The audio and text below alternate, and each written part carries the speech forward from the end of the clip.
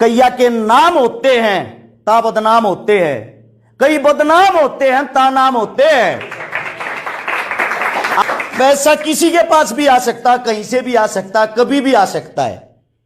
मेरे साथियों, इज्जत नहीं आती। जो आप कमाने लग रहे हो ना, और जो कमाओगे वो इज्जत है जो अनमोल होती है, जिसकी कोई कीमत नहीं होती। आने वाले समय के आप लोग स्टार हो, अपनी इज्जत तार तार मत होने देना साथियों।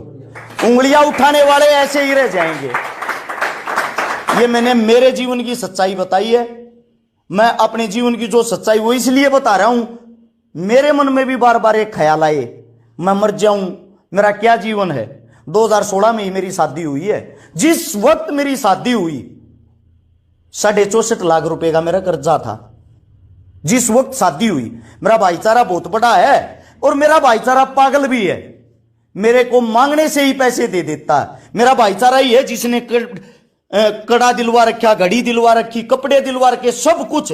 सच बताऊं तो 1 इंच जमीन भी नहीं है मेरे पास। ये मेरी रियलिटी है। अभी अभी मैंने 80 गौशाला में जो टूटी फूटी गौ माताएं होती है ना, जिनका कोई इलाज नहीं करता, जो रोडों पर घूमती हैं, आवारा गौ बोलते हैं जिनको, उन गौ माताओं के लिए 30 लाख रुपए का मोल किला जमीन दान दी है लेके। लोग सोच रहे हैं सब दिखावे के लिए कर रहे हैं, दिखावा है ये।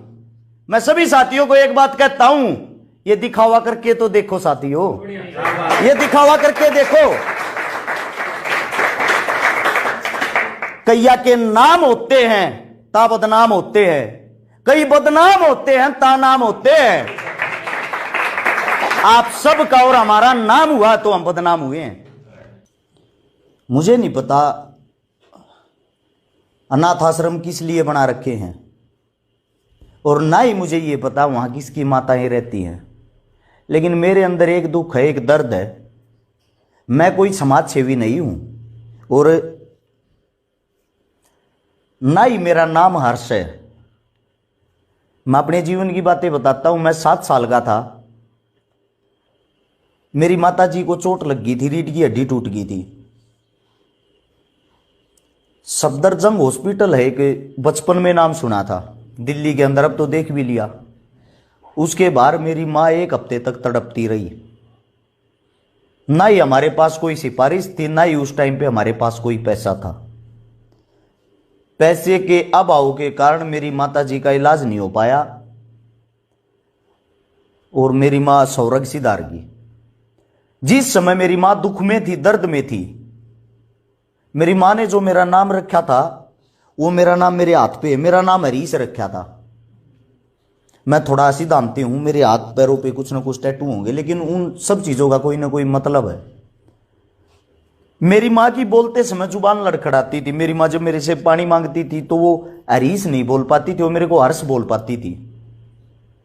मेरी माँ तो नहीं रही, लेकिन मैंने यही सोचा था, जो मेरी माँ की जुबान से मेरा नाम निकल रहा ना, मैं ये चाहता हूं सबकी जुबान से आने वाले समय में वही नाम निकले।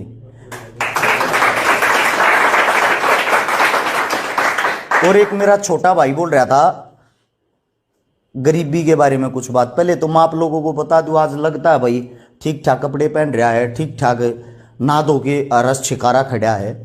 7 साल की उम्र में माता जी चली गई थी। उसके 6 महीने बाद दादा दादी स्वर्ग सिधार गए थे। पापा इतना बड़ा झटका सहन नहीं कर पाए थे, जिसके कारण पागल हो गए थे। कम से कम 4 से 5 साल तक रोहतक पीजीआई में इलाज चला। मात्र 14 साल की उम्र में मैं जो बड़े बड़े ट्रक होते हैं, रोडी डस्ट के ट्रक खाली कर रहा था, और उसको खाली करने की जो दिहाड़ी होती है वो 300 रुपये मिलती है, जिसको मिलके 2 या 3 आदमी करते हैं। मेरी उम्र कम होने के कारण मेरे को 150 रुपये मिलते थे। काम मैं उनके जितना ही करता था, लेकिन मेरे को आधी दिहाड़ी मिलती थी। 6ठी क्लास में 12 रुपये फीस होती थी सरकारी स्कूल की, मैं दे नहीं पाता था। मेरी पढ़ाई बहुत ज्यादा वीक रही है, बहुत से भी बहुत ज्यादा वीक रही है, क्योंकि मैं पढ़ नहीं पाया। मेरे ऊपर कोई दबाव नहीं था, मेरे को कोई संभालने वाला नहीं था। लेकिन जीवन में मेरी मां ने 2 चीजें सिखाई थी। बेटा, एक तो नशा मत करना, एक किसी भी बहन बेटी को गलत नजर से मत देखना।